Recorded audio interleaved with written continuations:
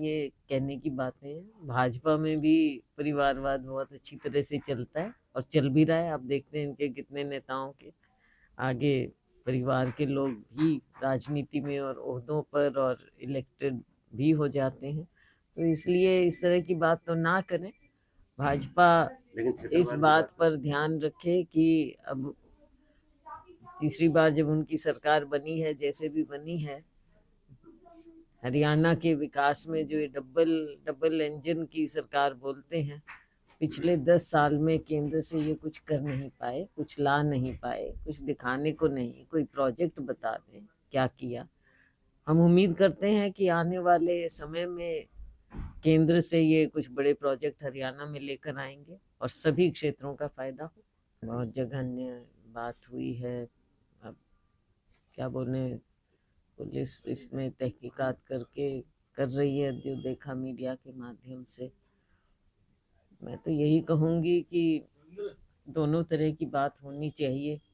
एक तो जब इस तरह के केस सामने आते हैं तो जो हमारी पुलिस है, जो भी डिपार्टमेंट है, सब इसको देख के सख्त से सख्त सज़ा और जितना शीघ्र हो वो होना चाहिए, ताकि औरों के लिए भी एक मिसाल बने कि इस तरह का माहौल हरियाणा में टॉलरेट नहीं होगा। बीजेपी सरकार और में मैं क्राइम कहूँगी कि लड़कियों को भी, एक महिला होने के नाते मैं कहूँगी कि लड़कियों को बहुत चौकन्ना रहना चाहिए। क्राइम इतना बढ़ता जा रहा है हरियाणा में, आप देख रहे हैं कि ऐसी ऐसी घटनाएं जगह जगह, बेटी बचाओ बेटी पढ़ाओ, ये सब स्लोगन है, लेकिन असल में जो प्रदेश में एक माहौल होना चाहिए कि कोई भी क्राइम करने से पहले उसको ये डर हो कि कल को मेरे साथ सख्ती से बर्ताव होगा, लीगल वो होगा। तो एक एक क्राइम करने से पहले उसके दिमाग में दहशत होनी चाहिए कानून व्यवस्था की। आज कानून व्यवस्था की दहशत नहीं है। देखो, लोकसभा में प्रदर्शन बेहतर हो सकता था, ये मैंने पहले भी कहा। विधानसभा में तो सरकार ही बननी चाहिए थी।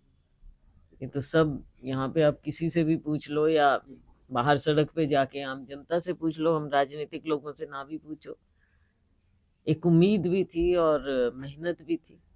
सरकार बननी थी, बननी चाहिए थी। अब कई कारण होते हैं, कई कारणों से नहीं बनी, लेकिन उसका खामियाजा जनता क्यों भुगते। जो भी खामियां रही, और खामियां तो रही हैं, तभी हम भाजपा का एक अपना रोल, हम नहीं कहते कि वो बैठे बैठाए जीत गए, उनका भी एक अलग रोल रहा, जातिवाद का और सब चीज़ों का। लेकिन हम अपने घर को भी हमें ठीक करना पड़ेगा। खामियां हैं या है फिर है बिल्कुल है। ये तो एक बहुत बड़ी खामी है कि संगठन नहीं है हमारे पास, इतने सालों में नहीं है। आपने देखा है कि भाजपा सरकार 10 साल से 10 साल से ज़्यादा ही हो गए हैं, किसानों के प्रति, हमारे अन्नदाता के प्रति, हमारे मजदूर के प्रति उदासीन रही है।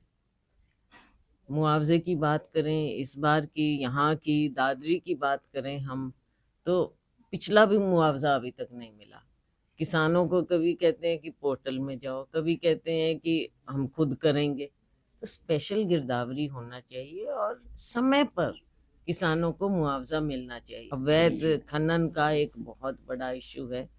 कभी कभी हम न्यूज़ थोड़ी बहुत पढ़ लेते हैं, लेकिन जब तक सरकार इसमें सख्ती नहीं करेगी और अवैध खनन को खत्म नहीं करेगी, इससे क्राइम भी बढ़ रहा है, कानून व्यवस्था चरमरा जाती है, और हमारी सबसे बड़ा जो है, जो हमारी एनवायरनमेंट है, उसको इतना भारी नुकसान हो जाएगा जो आगे उसकी पूर्ति नहीं होगी। ओवरलोडेड डंपर सरेआम घूमते हैं, कभी दिखाने के लिए एक दो को पकड़ लिया, दिखा दिया, कभी उधर मेवात में दिखा दिया, कभी कहीं दिखा दिया।